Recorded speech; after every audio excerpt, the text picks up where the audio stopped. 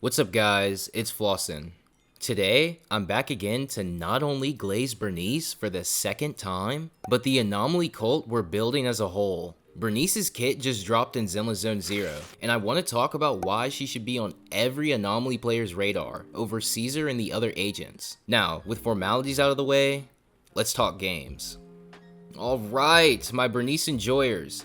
Let's dive into our favorite psychotic arsonist for a bit. So, Burnice has officially released in Zenless Zone Zero as of Chapter 4, right alongside Caesar King. But here's the big deal. Burnice is our first fire anomaly agent in the game, which brings a ton of new strategies. She doesn't just slot into fire-based teams easily, she brings immense value to anomaly teams by triggering disorder like no one else. If you're the type to rock fire agents, or you just want to broaden your anomaly playstyle, Burnice should be on your radar, no questions asked. And here's why. Burnice is the first anomaly agent that's not only effective on field, but also off field too. This makes her an amazing sub DPS, synergizing perfectly with any main DPS that demands on field time. For example, Jane Doe. But here's where it gets even better for those of you who love the all out fire damage comp. Pair Burnice with Soldier 11 and you've got a lethal combination. I've touched on this in a previous video, but let's go over it quickly. When these two are on a team with Inferno Metal equipped, you're looking at a 28% crit rate boost for Soldier 11, just from how fast the two apply burn to enemies. It allows you to hyper focus on Soldier 11's attack percent and crit damage in her substats, freeing up room in your team builds. Okay, now that we've covered a little bit of her synergy, let's jump into Burnice's kit and how she operates in the game, starting with her core passive,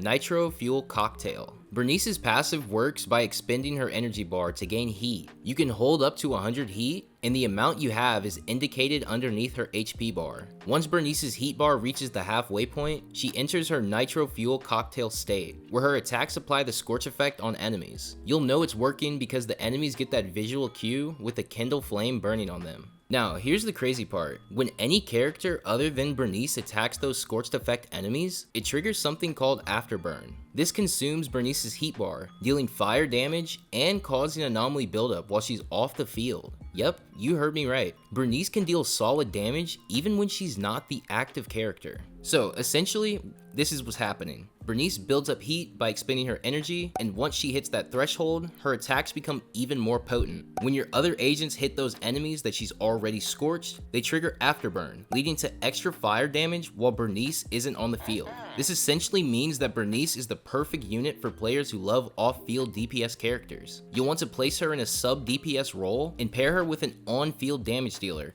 who can trigger that Afterburn as much as possible. What I personally love about this as well is that it gives Burnice incredible flexibility in team compositions. She's not just limited to being on field. If you are into tactical plays and triggering effects from different angles, Burnice can do that in a way no other agent can. So we've talked about Burnice's core passive, and honestly, that's the most important thing you need to know about her. But I really want to dive into the part of her kit that's caught my attention.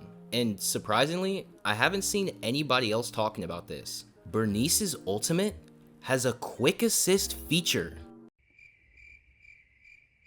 Oh, brother, this guy's... Wait, don't leave, I'm cooking, I promise. At face value, it might seem small, but here's why I think it's so important. Burnice is one of the first characters to introduce this mechanic for anomaly teams. Sure, it helps extend her ultimate's duration, but think about the future implications of this. To really understand why Burnice's quick assist is such a big deal, we've got to look at the other agents and how they use their quick assist abilities to enhance the team's dynamic. Let's talk about a few agents that stand out. Nicole, for example, shreds enemy defenses before switching out, giving the next agent that comes in a chance to hit harder against much weaker opponents. Her quick assist sets up the next agent to deal massive damage. Then there's Seth. His quick assist works on a different level. He boosts the anomaly proficiency of the agent slotted before him, meaning the next agent is primed to cause even more anomaly damage. For teams that rely on triggering disorder or afflicting anomaly effects, Seth's quick assist is pretty much invaluable.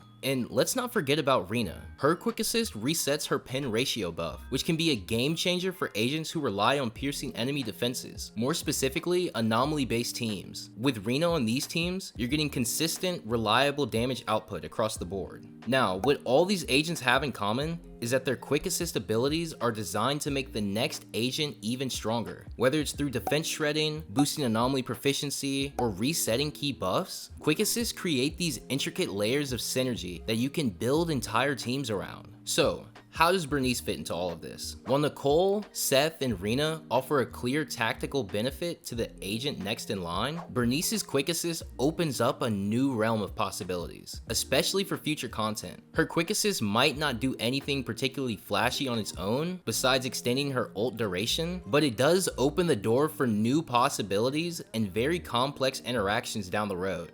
And this brings me to the discussion about Yanagi. Now, we don't know a lot about her at the time of this recording, and I personally steer clear of leaks to preserve that hype for the new character and content.